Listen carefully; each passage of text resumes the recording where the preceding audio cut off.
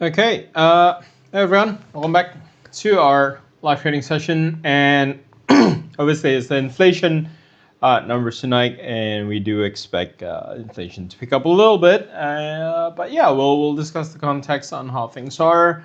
But let me know if audio is coming through okay. Hopefully, it is coming through okay. At least it is okay on my side. But let me know if there's any issues, and we'll get that sorted out if there's any.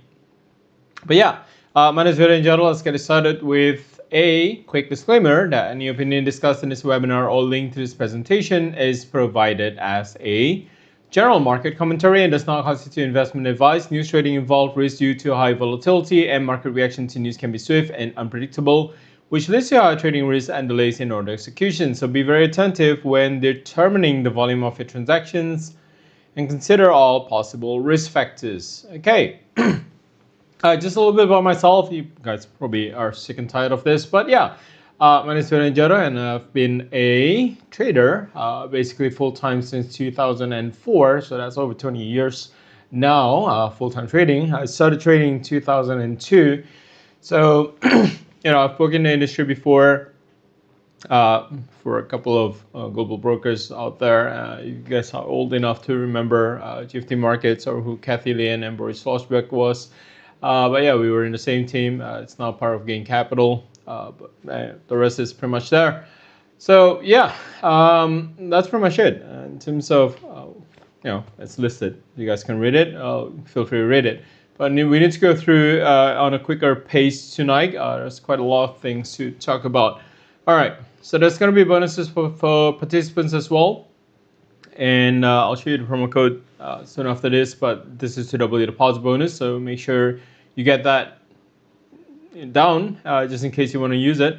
And you should have access to a private Telegram channel as well. Now, I also have a new announcement. I haven't tested it, but Octa basically has created a new trading simulator that's including quizzes to test your skills and knowledge as well. It should be available on your Octa trading app by now. I believe it's out there. If not, check the description, and you should have the link there, just below there, under description there. Okay. But yeah, try it out. It's basically, it's a training. It's not really a demo per se, but it's more on testing your knowledge as well. So feel free to use it.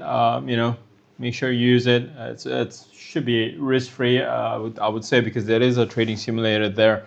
So take advantage of that. Obviously, developments are still coming through as well. Any feedbacks that you have, give it to the Octa's team, and they'll be able to kind of put that into future iteration of the trading simulator. But yeah, it's a good start. Feel free to use it, try it out. I haven't had the chance to try it out. It was just, given the information now, but yeah, definitely will be trying it out and maybe sharing that in future webinars with you guys as well. So yeah, if you need the link, it should be in the description by now to get access to that trading simulator there. All right, this is the code. It's on from 2025. So make sure you use the code when you're depositing into Octa trading accounts to get your 100% deposit bonus that is valid until the 31st of December 2025. Okay. I'm just checking the connection here. I think connection should be okay, but yeah, if there's any issues, do let me know. Let me see if I can do something here. I think there's a little bit of a lag on my side, but yeah, just let us know if there's any issues here. Okay, so that's the code on from 2025. Feel free to use the code. Okay. All right. Let's go through with some of the theories first, and I'll give you the context of what's really going on in the world right now and how important this data is going to be as well.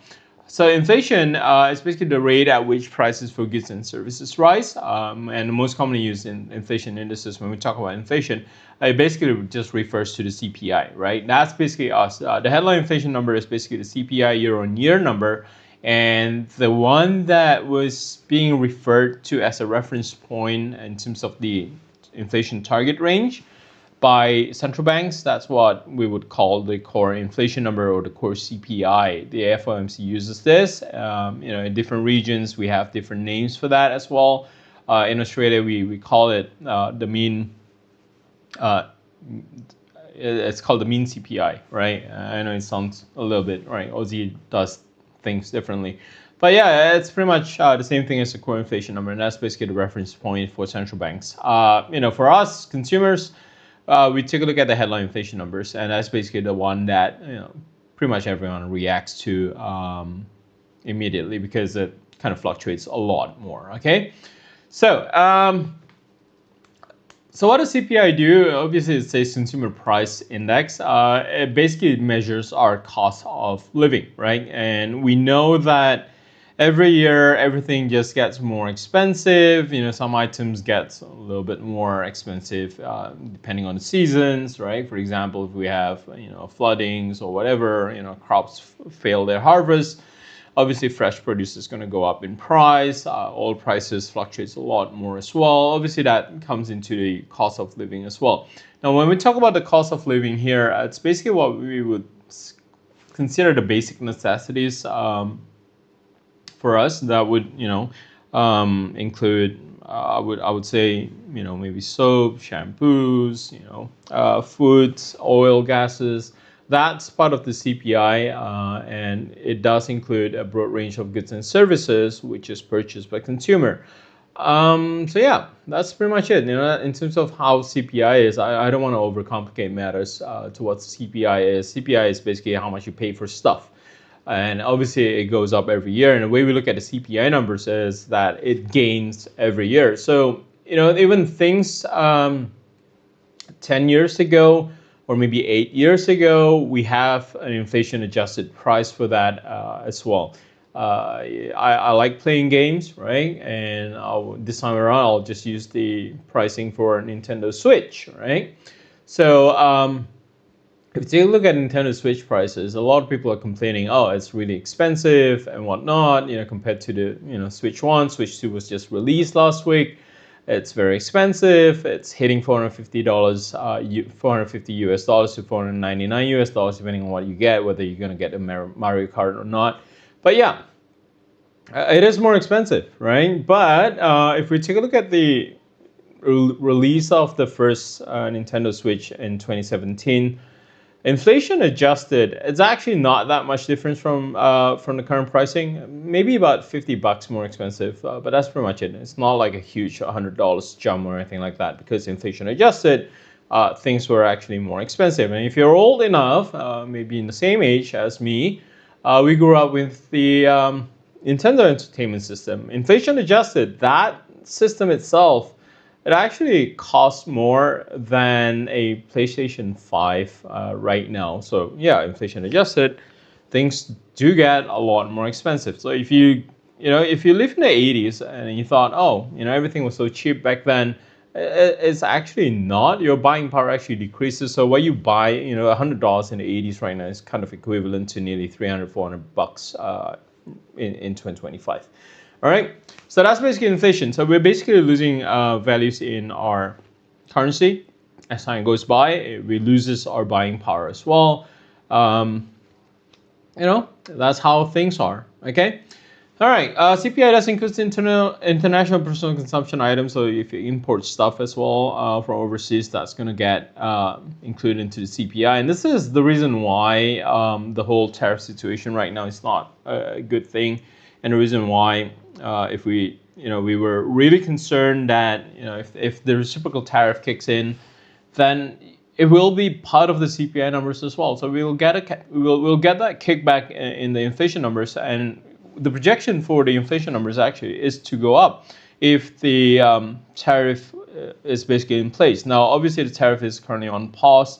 We got a couple of discussions from the U.S. and China as well, which kind of concludes last night. It's not really a good sign, in all honesty. They basically agreed to a framework, but it needs to be approved by Trump and Xi Jinping, right? So it doesn't really comes out with anything. That's basically the thought that we have from the London meeting this week, which I posted out details on that on the Telegram as well. Okay, so yeah. This is a concern that we have here, and the reason why we're looking at the inflation numbers very closely here is that we want to see what the progress is on inflation. And this is basically one of the reasons why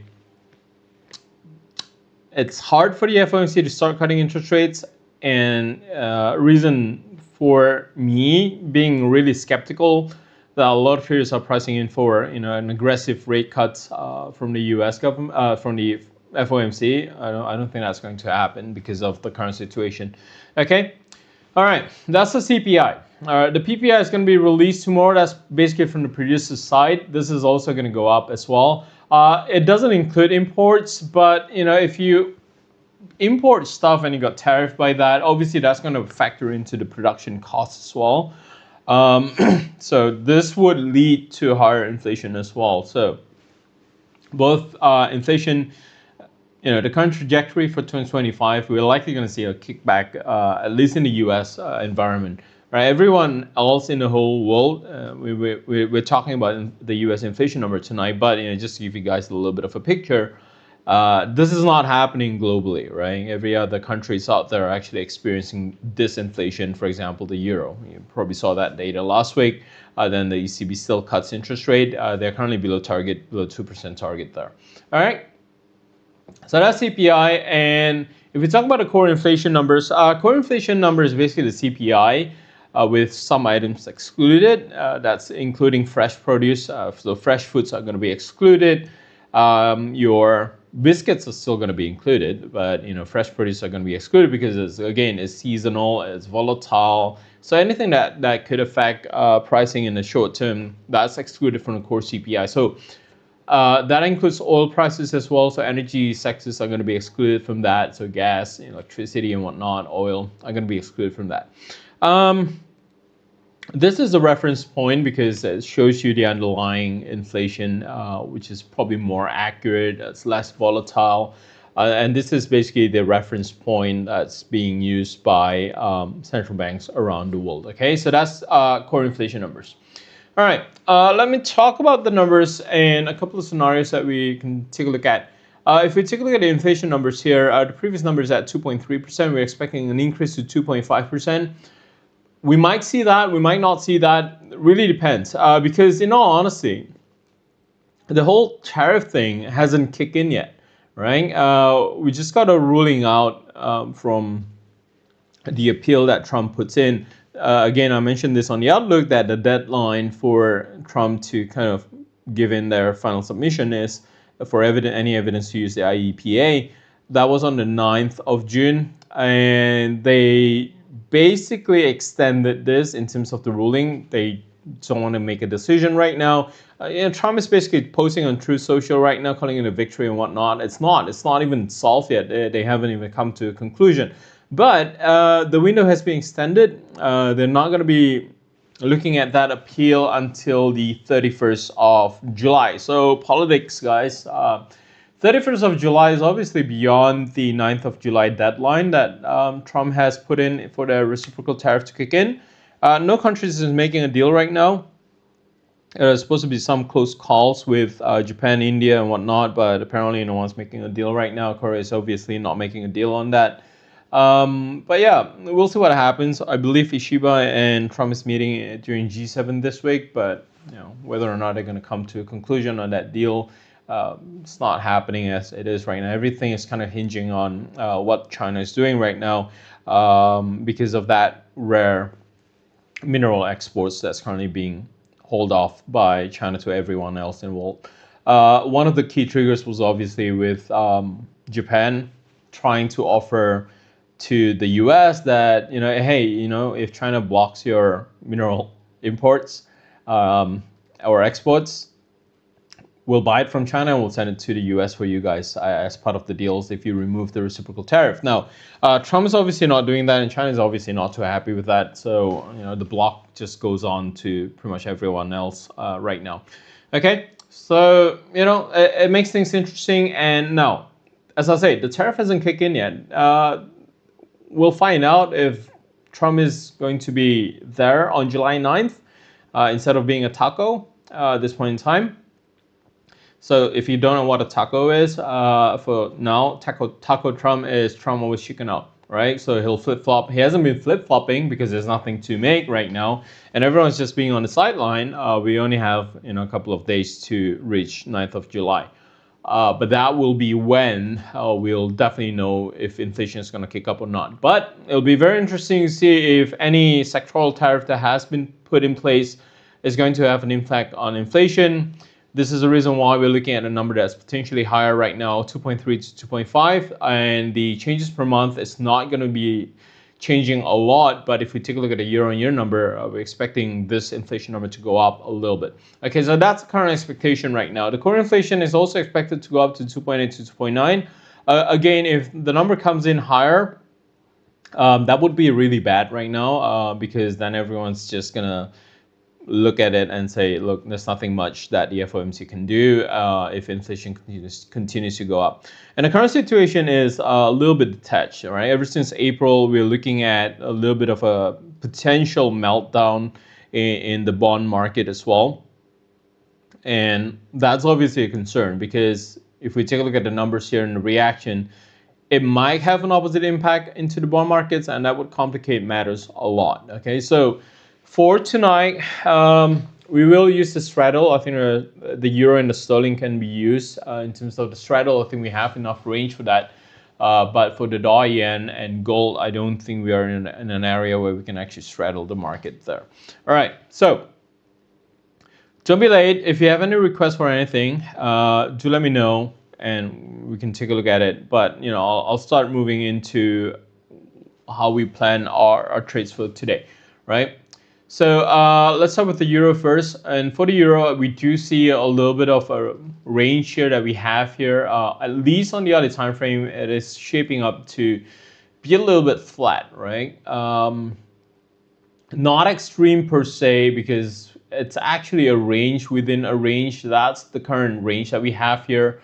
But if we take a look at the range from last week, this would actually still be on the bigger range. So in terms of target levels, then you need to use the much larger range for your target levels. And let's zoom in on the smaller one here. That would be the range intraday wise for the euro. So can we straddle? We can straddle this because if we take a look at what these levels are, it is actually between 1.14 and 1.1450. So it makes sense for price to be stuck in the current range here. So we can straddle this, and we will straddle this one here. And for the euro, we will do a buy stop at about 1.1455 or about 1.1460. It really depends on how you want it to be. If we go from the current pricing, if we put it at 60, it'll be about 20 pips up, but it will avoid a lot of the whipsaws in the market. So I think it's a safer level to place your buy stops at 1.1460. And also for the sell stop, you want to have it below 1.1390. That would be enough, right? It will put us at least in a safer distance from any whipsaws in the market. Now, the logic here is that if we saw a higher inflation number in the US, usually, right, we're not talking about the usual market here, and this is the reason I want to spend time a little bit more here.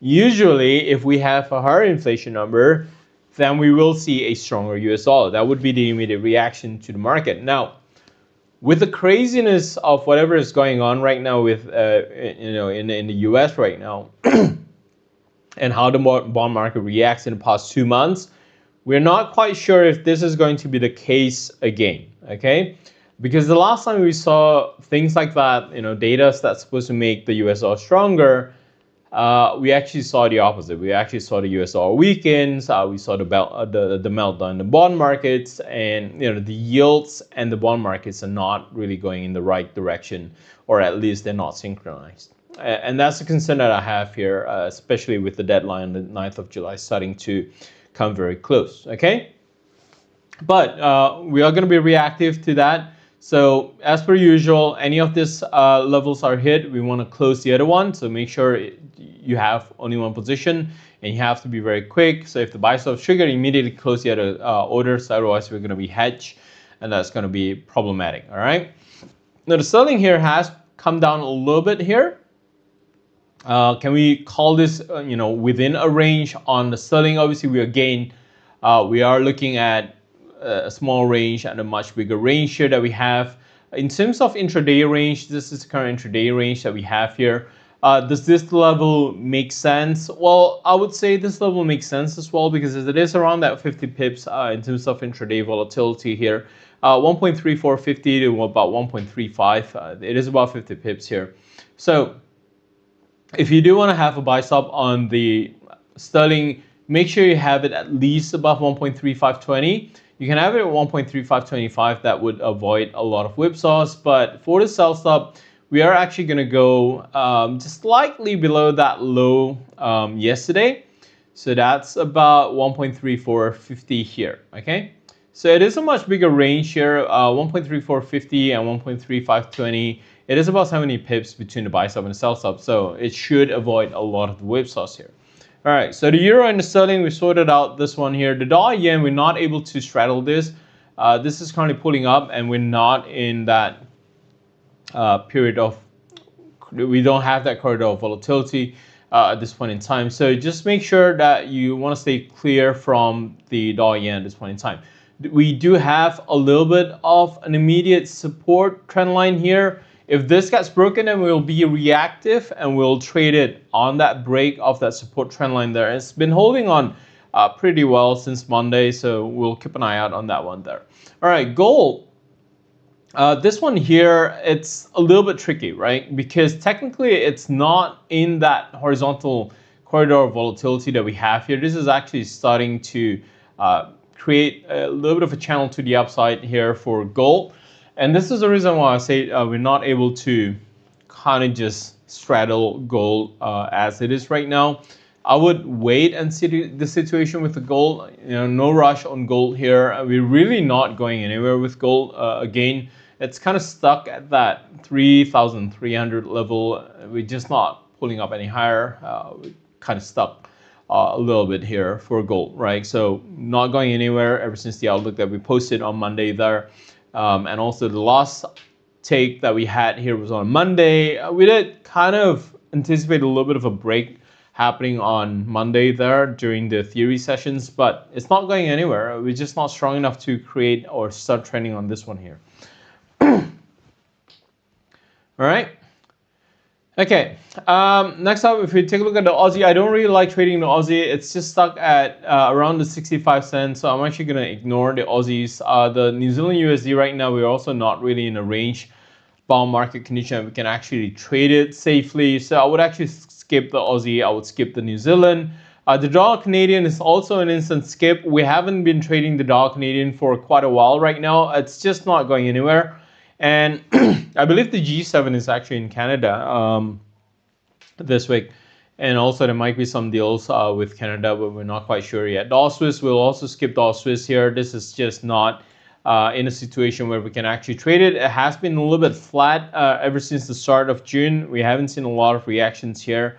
So we are going to skip that. The Nasdaq and the US 30, you know, we're probably going to get the real move happening, not now, but an hour after this when the US market opens. But it is struggling a little bit. We can see that resistance building up here. So I don't want to do a buy stop and a sell stop on the US 30, not at this current level here, okay?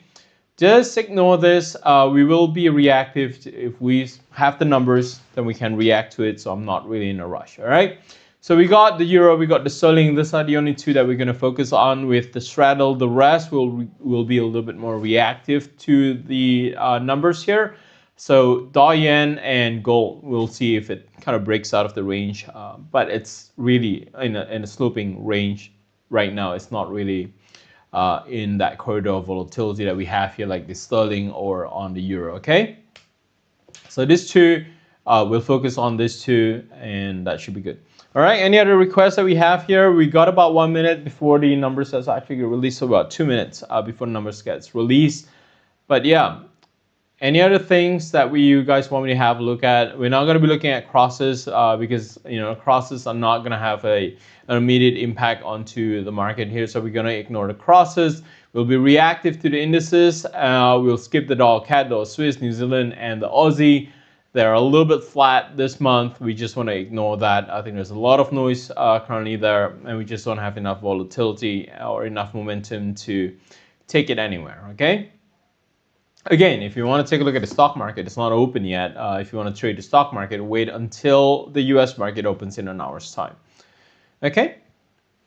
All right, we'll just be awaiting that numbers there. But yeah, if you have any questions, feel free to ask. And someone just stumbled through. If you don't understand what it is, you shouldn't be here, right? If you don't understand what it is, you shouldn't be here. We're doing a live trade here. If you don't understand what it is, this is not for you. If you want to find out what we're doing here, obviously you should do your own research on what Octa is and what it can do for you. But if you have no idea, but you ask for a signal here, we're not that. We're not any signal service or anything like that. Okay? Okay. Just waiting for the numbers there. Again, any questions that you guys have? No? I just saw the message here. Good afternoon. Hi, hi. Hello, hello. And thanks for joining in. Numbers should be released in about, we still got about 45 seconds here. I think we got in time here. All right. So yeah, just to refresh you guys on what's going on macro scale, there's not a lot the FOMC can do, in all honesty with you guys, right? Unless the inflation really overshoots or, inflation drops significantly below 2%, surprisingly, I don't know. I doubt where we're going to get inflation below 2%, but, if the CPI comes down below 2%, I think Trump is probably going to be doing something with JP. There's even talk that Besson is actually going to be moving away from his post there. Lutnick is probably going to replace him. He wants to take over JP's position. So yeah. All right, CPI numbers. I think we got triggered on the long, on the euro and the pound. We want to close out the sell stop. We'll see what the numbers is. Let's take a look at it. Inflation number is at 2.4%. It goes up, but still below the consensus. Consensus 2.5. Monthly numbers, it's at 0.1% growth. Core is flat at 2.8. It doesn't go up to 2.9%. So inflation reading is actually lower than what the market is expecting. It is still an increase on the headline inflation number, but the core is stable at this point in time. So it is a little bit of a mix back here, but it should be for a stronger risky assets right now. All right.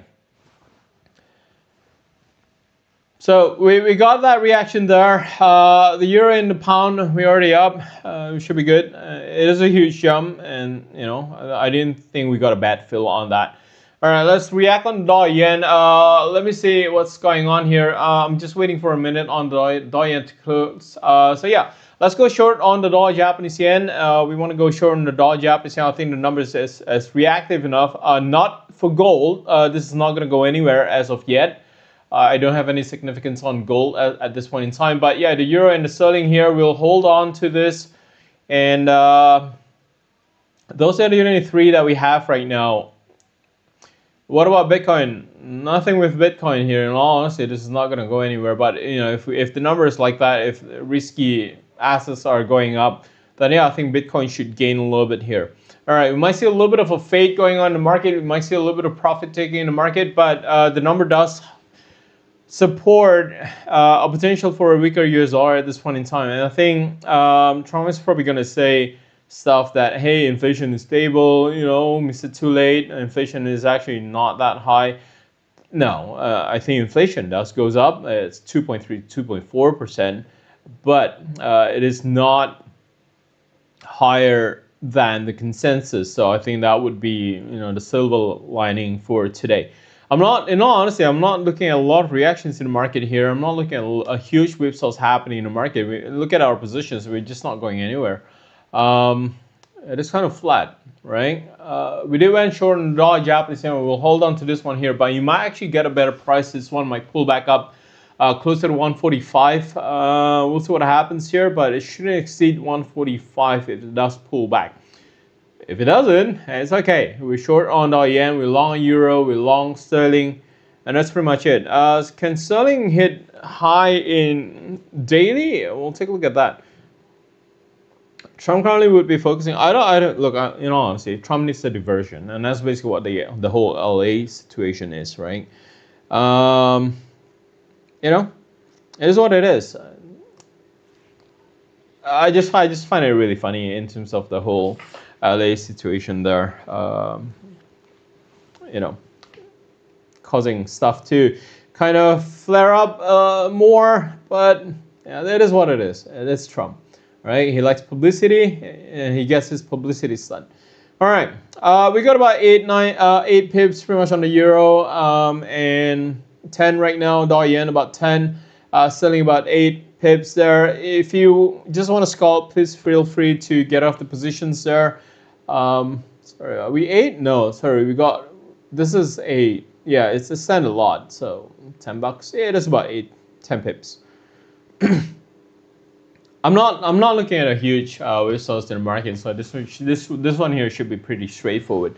Don't really want to hold on to the position for too long though. You know, if you want to start moving your stop loss to break even, I think it's a good idea to start moving your stop loss to break even. I'm just gonna hang on a little bit. We might see a little bit for a potential pullback here, but I'm not looking at a lot of profit taking happening right now. All right, let's take a look at the selling. So I'm gonna switch here a little bit. I'm just gonna leave this trade here. In terms of profit target levels, what are we aiming for on this one here? You know, I think for the euro we'll aim slightly higher than 1.15. You can go for 1.1525. Hopefully we'll get there quick enough if we go to the 1.1525. And for the sterling, this one here is a little bit tough. Because we do actually have a lot of resistance building up on the sterling here, but in all honesty, I would be a little bit more careful around the 1.3550 level here on the sterling. But that's the level that we want to have. You know, if you guys want to move your stop loss break even, that's completely fine. On the dollar yen, we can target 144, or when you want to go a little bit lower, I think that's completely fine. But 144, I think is a good level to get out for the dollar yen. All right, let's switch to TV, and let's take a look at sterling. Can sterling hit the daily high on sterling? Let's see. I doubt, right? 1.36. I'll be looking at 1.36 on the sterling here. But yeah, any questions, any requests that you're looking out for? Yeah, let me know. It's actually very hard for sterling to go up to 1.36. Now this is the intraday. Obviously, we got a couple of order blocks building up here. We got one order block, as I said. You know, I don't really want to get out from 1.3550. This one here has room to go up. Can it create a new high? Maybe, potentially, yes. But you need to be careful there. 1.36 is probably where you want to get out if you're going to be targeting stuff. All right, I think it's starting to hit our targets here. Sterling is actually within range. I'm happy with this. You know, if you guys want to just to be in and out for this session, then yeah, let's close our trades right now. If you guys want to stay in the trade, then move your stop loss to break even and let the trade run. But for now, you know, the trades that we have right now in this session, we're out of that. We got about 60 pips in total. Happy with that. I'm out. You know, not really a problem. Very happy with the results. In all honesty, I'm not looking at a lot of pushback from the sellers here right now at this point in time. I think everyone is just happy that the number is below consensus. But again, the tricky part comes in when we look at the breakdown of this inflation number. And in all honesty, I'm not too concerned about this month's inflation. Sorry, last month's inflation number. Inflation reading for today that was just now. That was for May. Not too concerned, right? Even in July, we're still going to be looking at the number in June. Not until our live session in August where inflation then becomes really important because it will factor in whether or not reciprocal tariff kicks in. All right. The reason why I got out, we might see a little bit of a pullback here. So, I would secure what we have just now instead of having the market kind of pull back a little bit here. Should be profit taking happening very soon now. I'm not sure how quickly the market pulls back on this one here. All right. May I know your thoughts on oil? When we talk about oil, are we talking about XCI or Brent? All right, let's take a look at oil and then the sterling yen. I think there was a request for sterling yen. So sterling, I think this one here is a little bit tough, right? I know it's so close, right? It's just there. But we've got two order blocks with the sterling at least on the hourly time frame. This is, if you take a look at where the order blocks is, they're all below 1.36. it's actually clustering around the 1.35 to 1.3575. So I would be really careful, and the reason why I'm really careful, and the reason why I'm not too comfortable pushing beyond 1.35, and one of the reasons why I got out right just now, it's because it's approaching the daily pivot. That's the R1 pivot there at 1.355, right? And if you take a look at the pricing today, we surpassed the pivot level. We're now approaching 1.3550 level where the R1 is located. I want you to be a little bit more on the careful side on that. All right, let's take a look at the selling yen. Selling yen overall on the other time frame, this is pretty stable. Let me make a comparison on the daily time frame. Daily is kind of stuck a little bit. It's really flat in terms of where the resistance is building up there. It's pretty much at 0% fib retracement that we have here. Price balance is off 61.8%. This is the old one. I think there's a little bit of a liquidity grab happening yesterday as well, about 195, 196 level. So adjusted, that's going to be our main resistance that needs to be surpassed today. Okay, so this one is actually stuck. This is actually mimicking what I see on the US 30 on the sterling yen. Sterling is actually not in a good place right now. I think just before we started, we got news comes out from the government there that I think that they're going to come up with a new budget plan or something like that to revamp the UK. I haven't read the news there because I believe that pops out before we start the session here. But you know, if I find anything else, I'll give you guys an update. All right. As long as the dollar yen is losing strength on this one here, I don't really like the sterling yen. I wouldn't call a buy on the sterling yen at this point in time. If we take a look at where it failed at that order block there. It failed at a premium level as well. It failed at 196. I would actually prefer a short on the sterling yen. You know, basing it on the hourly time frame, I don't want to rush this. But if it does closes below the pivot level today, 195.50 levels, then yeah, I would prefer a short position because then it would actually close below the Ichimoku cloud as well. In terms of stop losses, you want to have it a little bit higher than 196, right? Because if we take a look at yesterday's spike, it was about 196.50. That was a high, 196.44. Your stop loss would be at 196.50. Give it a little bit more room. But yeah, how far down can it go? Really depends. We're not going to get a good risk-reward ratio in all honesty because this is transitioning. But if it does fall below the pivot level, I think we should find a little bit of a support there. But support one, it's not going to give you a good risk-reward ratio if you wait for that breakdown to happen. Even if you go short right now, that's not going to give you a one-to-one risk-reward ratio. So I would actually skip selling yen at this point in time. It's not tradable yet. I need further confirmation, and that confirmation is not going to give me a good intraday level. You know, unless you're targeting 193, you shouldn't be taking the trade, right? Because your stop loss is going to be at 196.50. That's 100 pip. That's 1 yen from the current price level. We still need to break support at 195. You know, if it does break 195, then fine. You know, you might see that run off to 193. But if you want to trade it right now, just keep in mind that you're not gonna get a good risk-reward ratio here. So let me just highlight that for you. We got your stop loss 196.50. You know, if you're targeting the nearest support, that would be there. Unless you're targeting 193, which is about support 3, or the nearest order block that we have here about 193.50.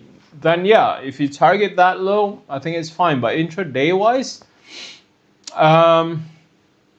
you know, I don't think it's. I think we're a little bit too late on that one there. The sterling yen triggered a sell, at least according to my system, about 6 minutes ago, at about 195.90.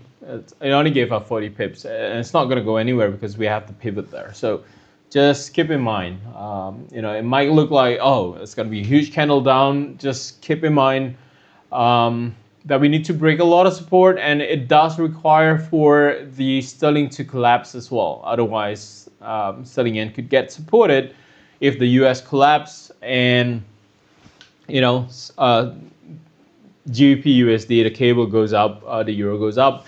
the selling end might actually be up a little bit. It might not fall down significantly. Okay. All right. The euro might pass 1.15 level. Yes and no. We got that R2 pivot, and we're not pushing any higher, and that's the reason why we got out from that trade. Otherwise, we would be, probably down at neutral at this point in time. So, made the right decision. We got 60 pips. We are out, in and out, done with it. Right, done and dusted. All right, let's take a look at oil. There was a request for oil. And I know there's a lot of volatility happening with oil, but I think there's a little bit of a confusion in terms of oil supply. So I don't think the US is actually starting to stop drilling, but I think the UAE has kind of cut back supply a little bit, but not aggressively. So the current situation on oil is this one here, in terms of a technical term, has transitioned above the Ichimoku cloud. I have no issues whatsoever here. The problem with that is, I think we loaded this before, that this is currently testing the previous support that we have, right? It's not currently as a resistance, right? Yesterday it failed. So it really depends on today whether or not we're actually going to close about $66 per barrel. Right? If it does close about $66 per barrel, then yeah, I think that it should be a green light here. We might have enough room to go up a little bit higher. One of the catalysts that we have with oil prices going up is I think the global outlook has shifted a little bit from April, where there's a lot of concern that what Trump is doing with the tariff is going to chokehold the market globally. That doesn't seem to be the case. I think there's still demand for productions across the globe in terms of manufacturing. I think there's a little bit of an improvement from China as well. So that's basically boosting oil prices up a little bit. But again, as I said, this is still depending on that whole tariff situation here. So whatever run that we have here on oil, it's not going to be a long-term run. So just keep that in mind. And my view on that specifically, especially with oil, because of the current volatility that we have here, I don't like trading oil intraday, and I never like trading oil intraday. Now, the last oil trade that we did, that was back in 22, was it? When Ukraine and Russia started. That was the last time we actually traded oil big time, and then we didn't trade the downfall. But that's pretty much it. But right now, it's shifting a little bit. You might see that shift now. If today closes above 66, then we will see that shift there. We will go a little bit higher. We're looking at 68 and 70. I doubt it will actually shoot up to 72. But looking at the RSI and the stochastics, I have zero complaints on the all gains after Trump says deal with China is done. The deal with China is, I don't know. Is Trump saying something now? Let me just check something here for you guys. I don't know. All right, let's see. Let me give you guys an update as well. I think this just came in as well. Trump is posting something here. Our deal with China is done, subject to final approval with President Xi and me, full magnets, and any necessary rare earth will be supplied upfront by China. Likewise, we will provide to China what was agreed to, including Chinese students using our colleges. And see, I told you, this is a game. It's a stupid racism stuff here. Colleges and university, which has always been good with me. So why are you doing this, Trump? I don't understand. We're getting a total of 55% tariff. China is getting 10%. Relationship is excellent. Thank you for your attention to this matter. We haven't heard back from China yet. Again, this needs to be approved by President Xi at this point in time. So Trump. So yeah. What's the total tariff on this one here? If we take a look at it, let me read through this. We're getting a total of 55%. China's getting 10%. China's getting 10% plus the 20% on fentanyl. That would make it still 30%. I don't know. The US getting 55%. I don't know. We'll see what this guy wants. But yeah, looks like obviously the whole Harvard thing was basically a game. You know why? Because President Xi's kids are actually at Harvard. So yeah, he's obviously playing a game right now. So should we place sell on the US dollar according to CPI? We were out of that trade, but yeah, the logic would be that, but I don't know how the impact is on Trump's tweet right now on True Social. We're not looking at an impact on this. The currency market is currently stuck. I think this is weird because I'm actually looking at the U.S. market slowing down a little bit in terms of gain. Look, we were out of that trade. So in terms of opening up a new trade, I would probably hold off a little bit here. Not really in a rush. I think if you're looking for that momentum, we were past that news momentum. Yeah, I think his daughter, she's at Harvard. No? Was it a daughter or son? I'm not sure, but yeah, one of them is actually at Harvard. So yeah, it is a personal attack. So it's all tactical. I don't know. So should you go short on the dollar based on the CPI numbers? Probably hold it off a little bit because we do have a little bit of a mixed number here. It is higher. Inflation is actually higher, 2.4. Core inflation is not up. Again, as I say, the inflation number right now, it's not gonna have a long-lasting impact into the FOMC's interest rate decision. So just keep that in mind. That's the reason why we just want to get in. We just want to get out. Market might not move anywhere. It might actually reverse right now from the current positions that we had just now. We were out. So I think we're looking at a little bit of a market cooling down a little bit here. But if you want to open a trade, I don't think this is a good time. You should wait until the US market kicks off, at least 30 minutes after the US market kicks off. I need further details on the agreements from between the US and China. I don't trust Trump. I do not trust Trump. He'll say everything is a victory for him. So yeah, I need to see official statements from China to confirm that everything is in place, and I need more details to what it is right now. But I just do not trust this guy.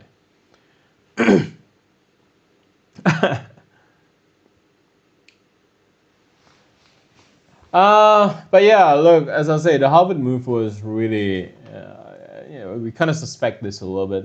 A little bit of digging obviously finds out what's going on there. Obviously, it's more political rather than anything. It's more of a negotiation tool. Yeah, it's interesting. So oil is picking up speed. So hopefully it closes above $66. So to answer that question, what's my view on oil? If it closes above 66 today, then I think there's room for this one to go 68, 70, potentially up to 72. But we should be back because we cleared off that support range that we have here. We don't have any issues. We cleared off that imbalance that we have here between September to all the way to April. So we kind of clear off that imbalance there on oil. So this one has room to go.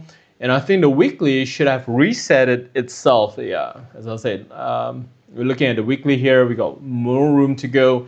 This one might go up to 70, 72. I think there's room to go on oil up to 70, 72. Intraday wise on oil, I don't like doing intraday wise, but also if you read the news that oil's already up, you're late to that. If you're looking at that, I think the last time we were looking at was this channel here on that break. That was in May. We had a double confirmation there at the end of May. Price bounces off 60. That was it.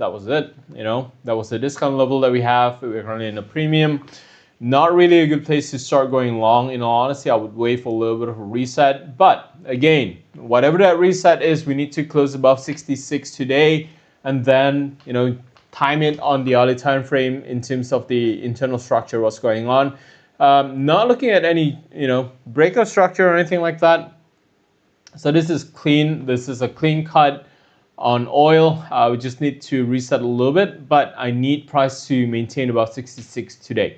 All right, if you're looking for a position on oil, today is not your day, unfortunately. Wait for the intraday to kind of reset a little bit. Once it closes above 66 today, that would be our confirmation. I might give an update on Telegram on oil, but right now it's not your time. When the time is there, I'll give you that update on oil because what I want to see here is that we want to clear that imbalance that we have there between September to April 2024-25.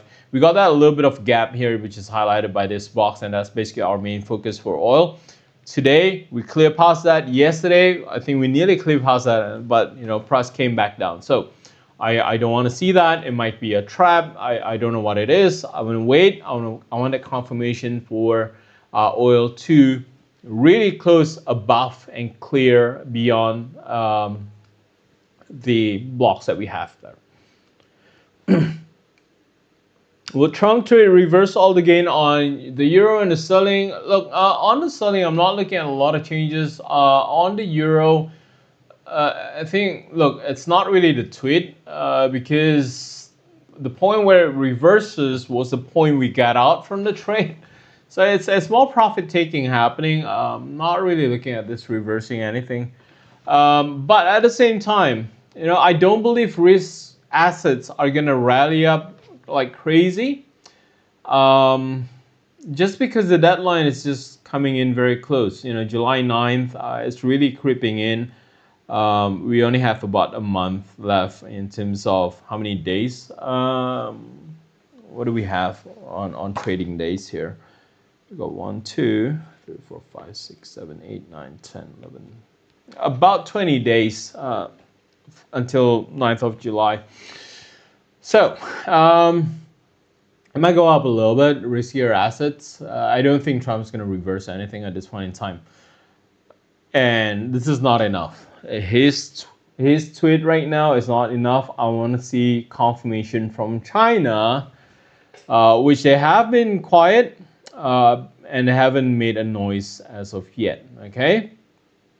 I want more details. I don't like him yapping around and calling everything a win for him. I think there might be something behind it. So just be careful. Again, I don't trust this guy, and the patterns that we have on him is that you should never trust him on whatever he posted. You shouldn't be taking that at face value. He posted obviously to move the market a little bit, but I don't think market is that stupid at this point in time until China confirms that everything is according to plan, or it is according to what the framework is. We don't have the details on the framework, and the US is not publishing that framework there. Trump doesn't mention anything on the framework. I want to look at the framework. There must be something in there that makes Trump posted this earlier. Okay, so we don't know. Okay, I'm not looking at a lot of push in the market right now. I think volatility has just died down, right? Can it push higher on the euro and the sterling? As I said, we're hitting that daily pivot, and that's the reason why we got out. On the euro, we're hitting the R2. On the sterling, I believe we just hit the R1, close to that, all right? But obviously, if you take a look at the rejections that we have here, it would be categorized as a liquidity sweep at 1.3550. So be very careful on the current price movement. Don't jump in late. Today, if you think that you should be opening a position right now post-news, you're late. That's all I can say. We got in at the right time. We got out at the right time, and I'm pretty happy with that results. Okay. All right. We got a couple of minutes left. If you have any questions, please feel free to fire away. This is again the code NOFARM2025, and also want to remind you that yes, Octa has just come up with the new trading simulator on the Octa app. I haven't tried it out. I haven't taken a look at it, but I'll definitely be checking that out tonight.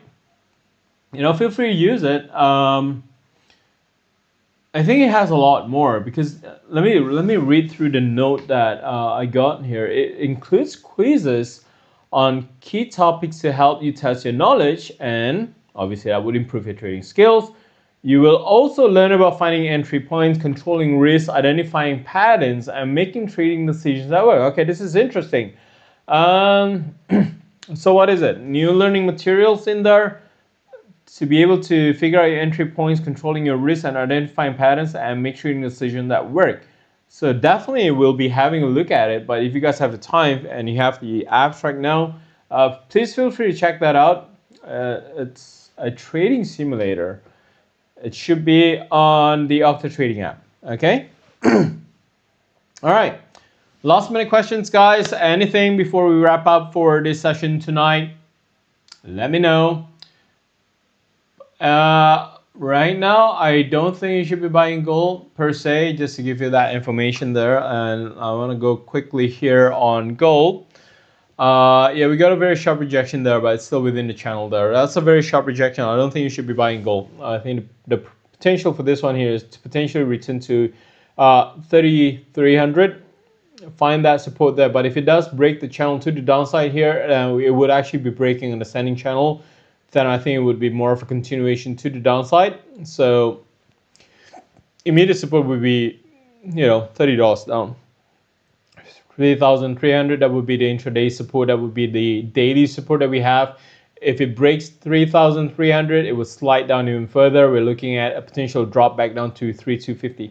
So something to, for you guys to keep an eye out for. But yeah, we're not trading this. It's not part of our plan. That's the reason why we're looking at that and saying, you know what, not even looking at that. Dow yen, it's breaking the support trend line here on the hourly time frame. I'm not quite sure how this is actually supportive, but if we take a look at a little bit of the range that we have, it might actually flatten out and go sideways here. I think we need to break 144 to be clear for any downside movement on the sterling, sorry, on the Dow yen. The euro, as I said, it's out of that smaller range. It's not out of the bigger range. And I'm not really calling it all clear on the euro. On the sterling here, we got off the smaller range. I think this one here has pushed out a little bit higher. But if you take a look at the hourly time frame, obviously, it's not very hard to figure out that there's actually a resistance trend line capping in right now on the sterling. So I wouldn't go on that sell the US dollar scenario here, right? With all the randomness with Trump and what his game is right now with the US China, because it's all hush hush. One day meeting turns into 2 days. It was supposed to be 3 days. I think Besson fly out in the middle of the meeting to come back to the US. I think there's a hearing today. So he'll probably leak something that Trump doesn't want to leak out. So yeah, I actually find yesterday very strange, because there's actually a report from China that, we dealing with you, it's basically giving you guys a chance. It's not really a privilege for you guys to negotiate with us. So I think there must be something in the framework, and I need to look at that framework before making a generalized decision on the US dollar strength or how it would impact the market. Trump's tweet is not going to impact the market because we're not dumb. The market is not dumb to just take his whatever at face value. I need that confirmation from China at the very least, or at least be able to look at the framework and make that comment. Okay. All right. No questions. Let's wrap up the session for tonight. It was a good run. This week, all successful trades on the NFP numbers last Friday, and we got a good 60 pips today from the euro, sterling, and the Dow yen. Made that decision to get in, made that decision to get out before everything just kind of crumpled back down. But yeah, good luck with you. If you hold a positions, just make sure you use your stop losses. But looking at the current momentum and volatility that we have right now, I am not convinced that the initial move is actually going to last. End of the day, the inflation does tick up a little bit higher, 2.3 to 2.4. Initial reaction was for everything to react because it falls below the consensus. But it is a higher CPI number. Just keep that in mind. So I'm not in for the story with the stronger US dollar at this point, weaker US dollar at this point in time. All right. Thank you all. Let's wrap it up for this month. For me, good luck with your trades for the month of June, and I'll see you soon.